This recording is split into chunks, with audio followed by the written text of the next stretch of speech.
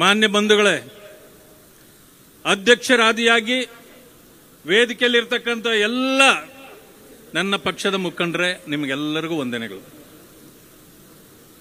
ನಾವು ಬಂದಾಗಿನಿಂದ ನಾನು ಈ ಜನಸ್ತೋಮವನ್ನ, ಈ ಜನಾಕ್ರೋಶ ಯಾತ್ರೆಯಲ್ಲಿ ನಾನು ಕಂಡೇ ಇರಲಿಲ್ಲ. ಇಷ್ಟೊಂದು ಬಂದಾಗಿಂದ ನೋಡ್ತಾ ಇದ್ದೇನೆ.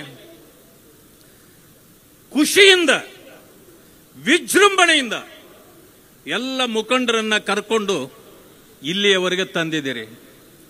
ನಿಮಗಿರ್ತಕ್ಕಂಥ ಆ ಒಂದು ಆಕ್ರೋಶ ಎಷ್ಟು ಅಂತ ನನಗೆ ಖಂಡಿತ ಇವತ್ತು ಅರ್ಥ ಆಯಿತು.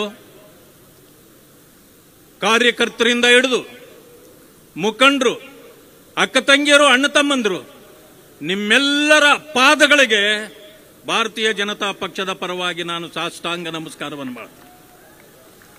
ಜನಾಕ್ರೋಶ ಎಷ್ಟರ ಮಟ್ಟಿಗೆ ಇದೆ ಅಂದ್ರೆ ರಾಜ್ಯದಲ್ಲಿ ನಿಮ್ಮನ್ನ ನೋಡಿದ್ರೆ ಗೊತ್ತಾಗ್ತದೆ. ಬೆಳಗಿನ ಜಾವ ಹಾಲು ಕುಡಿಯೋದ್ರಿಂದ ಪ್ರಾರಂಭ ಆಗಿದ್ದ ಆಕ್ರೋಶ ರಾತ್ರಿ ಹಾಲು ಕುಡಿಯೋವರೆಗೂ ಆಕ್ರೋಶ ಇರ್ತದೆ. ನೋಡಿ, ಕೆಲವರಿಗೆ ಬಹಳ ಆಕ್ರೋಶ ಇದೆ. ಅವ್ರು ಈಗಾಗಲೇ ಕೆಲವರಿಗೆ ಆಲ್ಕೋಹಾಲ್ಗೆ ಅಂತ ಹೊರಟು ಬಿಟ್ಟಿದ್ದಾರೆ. ನೀವ್ಯಾರಾದ್ರೂ ಇಲ್ಲಿಂದ ಕದಲಿದ್ರೆ ನೀವು ಆಲ್ಕೋಹಾಲ್ಗೆ ಹೋಗ್ತಾರೆ ಅನ್ಕೊಂಡ್ಬಿಟ್ಟು ತಪ್ಪು ತಿಳ್ಕೊಬಿಡ್ತಾರೆ. ಅಲ್ಲ, ಯಾರು ಎದ್ದೇಳಬೇಡಿ. ಮಾನ್ಯ ಬಂಧುಗಳೇ, ಈ ರಾಜ್ಯ ಸರ್ಕಾರದ ಭ್ರಷ್ಟಾಚಾರ, ಬೆಲೆ ಏರಿಕೆ, ಜನರನ್ನ ಒಡೆಯತಕ್ಕಂಥದ್ದು, ಇದು ಎಷ್ಟು ಹೇಳಿದ್ರೂ ನಮಗೆ ಸಾಲದು. ಆದರೆ ಸಮಯದ ಕೊರತೆ ಇದೆ. ನಿಮ್ಮ ತಾಳ್ಮೆಯನ್ನ ಹೆಚ್ಚು ನಾವು ಪರಿಶೀಲನೆ ಮಾಡಬಾರದು. ನಾವು ಬಂದಾಗಿಂದ ಸುಮಾರು 25,000ಕ್ಕೂ ಹೆಚ್ಚು ಜನರು ನಮ್ಮನ್ನ ಬರಮಾಡಿಕೊಂಡಿದ್ದೀರಿ. ಇವತ್ತು ಅಧ್ಯಕ್ಷರಿಗೆ ಇಷ್ಟೊಂದು ಗೌರವ ಕೊಟ್ಟಿದ್ದೀರಿ. ಪಕ್ಷದ ಶಕ್ತಿಯನ್ನ ನೀವು ಹೆಚ್ಚಿಸಿದ್ದೀರಿ. ನನಗೆ ಬಹಳ ಖುಷಿಯಾಗಿದೆ. ಮಾನ್ಯ ಬಂಧುಗಳೇ, ನನಗಿದು ಪುಣ್ಯಭೂಮಿ. ಯಾಕೆಂದ್ರೆ ಗೋಲ್ ಗುಮ್ಮಸ್ ಇದೆಯಲ್ಲ, ಅದಕ್ಕಲ್ಲ. ಬಾಬಾ ಸಾಹೇಬ್ ಅಂಬೇಡ್ಕರ್ ಅವರು ಈ ನೆಲದಲ್ಲಿ ಭೀಮ ಹೆಜ್ಜೆಯನ್ನ ಇಟ್ಟಿದಾರಲ್ಲ, ಅದಕ್ಕೆ ನನಗೆ ಇದು ಪುಣ್ಯಭೂಮಿ. ವಿಜಯಪುರ, ಇಲ್ಲಿ ಬಾಬಾ ಸಾಹೇಬ್ ಅಂಬೇಡ್ಕರ್ ಅವರು ಬಂದು ಜನರಿಗೆ ನ್ಯಾಯ ಕೊಡಿಸ್ತಕ್ಕಂಥದ್ದು, ನ್ಯಾಯಾಲಯದಲ್ಲಿ ಹೋರಾಟ ಮಾಡಿ ಹೋಗಿರ್ತಕ್ಕಂಥದ್ದು. ಮಾತೆತ್ತಿದ್ರೆ ಸಾಕು. ಏನು ಅಂಬೇಡ್ಕರ್ ಅವರ ಬಗ್ಗೆ ಮಾತಾಡಿದ್ದೆ ಕಾಂಗ್ರೆಸ್. ಸಂವಿಧಾನ ಹಿಡ್ಕೊಂಡು ತಿರುಗಿಸಿದ್ದೆ ಬುಡುಬುಡಿಕೆ ತರ. ಆದ್ರೆ ಹೇಳ್ರಿ, ರಾಹುಲ್ ಗಾಂಧಿ ಅವರು ಹೇಳ್ತಾರೆ, ಸ್ವಾತಂತ್ರ್ಯ ಬಂದ ಮೇಲೆ ಬಂದಿದ್ದಲ್ವಂತೆ ಸಂವಿಧಾನ. ಅಂದ್ರೆ ಬಾಬಾ ಸಾಹೇಬ್ ಅಂಬೇಡ್ಕರ್ ಬರೆದಿದ್ದಲ್ಲ, 1000 ವರ್ಷದ ಹಿಂದೆನೆ ಬರೆದಿದ್ರಂತೆ. ಆವಾಗ ಈ ರಾಹುಲ್ ಗಾಂಧಿ ಹುಟ್ಟಿದ್ರಂತೆ. ಇದು ಸತ್ಯನಾ? ಬಾಬಾ ಸಾಹೇಬರಿಗೆ ನೀವು ಅಪಮಾನ ಮಾಡ್ತಾ ಇರ್ತಕ್ಕಂಥದ್ದಲ್ವಾ ಇದು? ದಲಿತರಿಗೆ ಮೋಸ ಮಾಡ್ತಾ ಇರ್ತಕ್ಕಂಥದ್ದಲ್ವಾ ಇದು? ಒಂದು ಕಡೆ ಮಾತಾಡ್ತೀರಿ ದಲಿತರನ್ನು ರಕ್ಷಣೆ ಮಾಡಬೇಕು ನಾವೇ ಅಂತ. 42,000 ಕೋಟಿ SCPT SP ಹಣ ಕೊಟ್ಟಿದ್ದೀನಿ ಅಂತೇಳಿ ಬೊಗಳ್ತಿರಲ್ಲ, ಮಾತಿಗೆ ಎಲ್ಲಿ ಕೊಟ್ಟಿದ್ದೀರಿ? ಕೇವಲ 7,000 ಕೋಟಿ ಕೊಟ್ಟು ಎಲ್ಲರಿಗೂ ಕೊಡ್ತಕ್ಕಂಥ ಗ್ಯಾರಂಟಿಗಳನ್ನ ನೀವು ದಲಿತರಿಗೆ ಕೊಡಲೇ ಇಲ್ಲ. ಆದ್ರೂ ಕೂಡ ದಲಿತ ಸಂಘಟನೆಗಳಾಗ್ಲಿ, ಕಾಂಗ್ರೆಸ್ನಲ್ಲಿರ್ತಕ್ಕಂಥ ದಲಿತರು ಬಾಯಿಲ್ಲ, ಮೂಗಿಲ್ಲ, ಏನೂ ಇಲ್ಲ. ಪಾಪ ಅವರಿಗೆ ಬಾಯಿ ಮಾತಾಡಕ್ಕೂ ಬರೋದಿಲ್ಲ. ಇಂಥ ಗುಲಾಮಗಿರಿಯ ಕೆಲಸವನ್ನ ಯಾರೂ ಮಾಡಲ್ಲ. ಆ ರೀತಿ ಬಾಯಿ ಮುಚ್ಚಿ ಕುಳಿತಿದ್ದೀರಲ್ಲ. ದಲಿತ ಸಮುದಾಯಗಳು, ನನ್ನ ಜನ ಸರ್ವನಾಶ ಆಗಿ ಹೋಗ್ತಾ ಇದ್ದಾರೆ. ಇವತ್ತು ಯಾರವರ ರಕ್ಷಣೆ ಕೊಡಬೇಕು? ಅರ್ಥ ಮಾಡ್ಕೊಳ್ಬೇಕು. ಈ ವಿಜಯಪುರ ದಲಿತ ಸಮುದಾಯಗಳು ಹೆಚ್ಚು ಇರ್ತಕ್ಕಂಥ ಜಾಗ.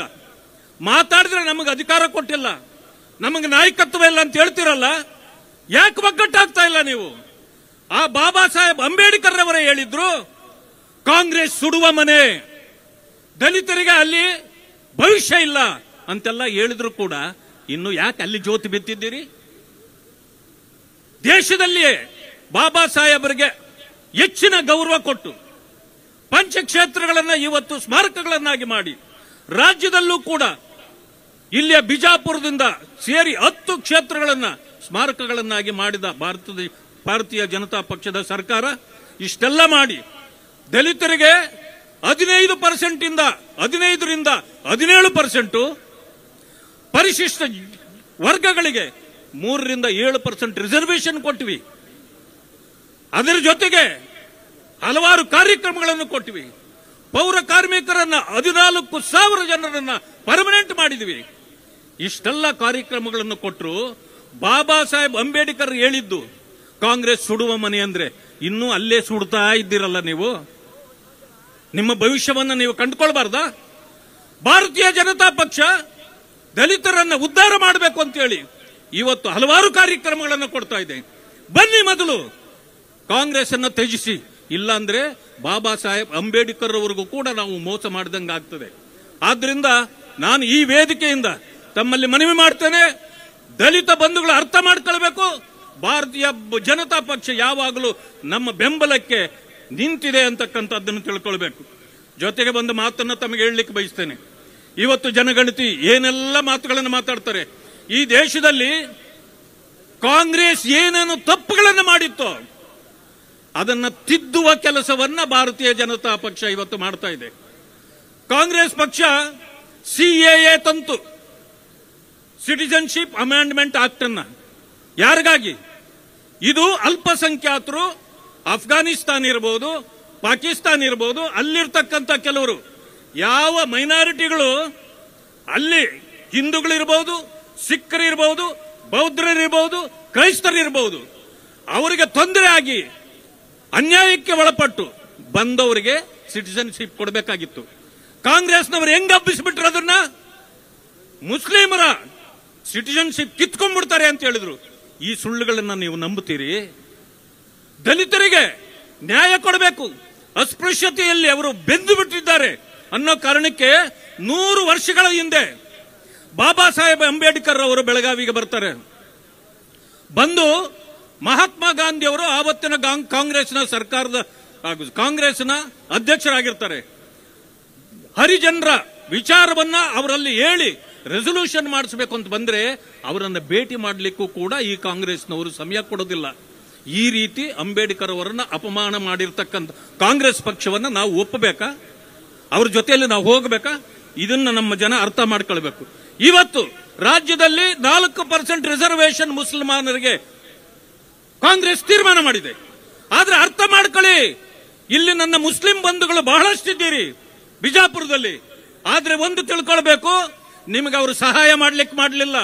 ಯಾಕೆಂದ್ರೆ ಬಾಬಾ ಸಾಹೇಬ್ ಅಂಬೇಡ್ಕರ್ ಅವರು ಬರೆದಿರ್ತಕ್ಕಂಥ ಸಂವಿಧಾನದಲ್ಲಿ ಧಾರ್ಮಿಕ ಮೀಸಲಾತಿ ಇಲ್ಲ.